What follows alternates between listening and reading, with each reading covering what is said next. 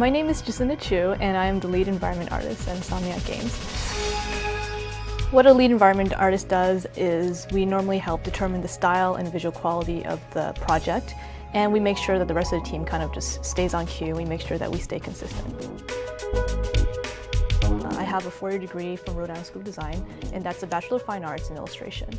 I got into the business, I guess I got in by chance really, because one of my friends was actually looking for jobs at the same time I was, and she happened to find a job listing for a video game developer, and I started out doing textures.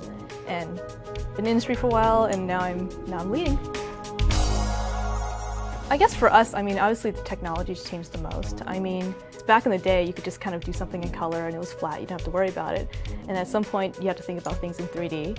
And now you have to think about things like normal map, parallax maps, gloss maps. So you have to think about how shiny do I want this thing? Or maybe, you know, how much do I want this thing to show up? Or how much detail do I want to put in this? And if everything's got the same amount of, I guess, specularity, you know, where do I want to adjust? So it's almost like you have to think in so many more dimensions now.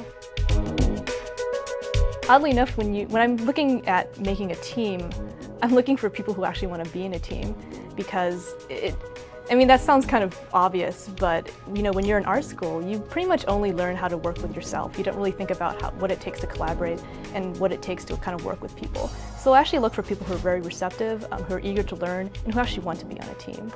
But at a certain point, a lot of it comes from the individual to kind of come up with their own designs or look at their own resources so they can kind of contribute on their own.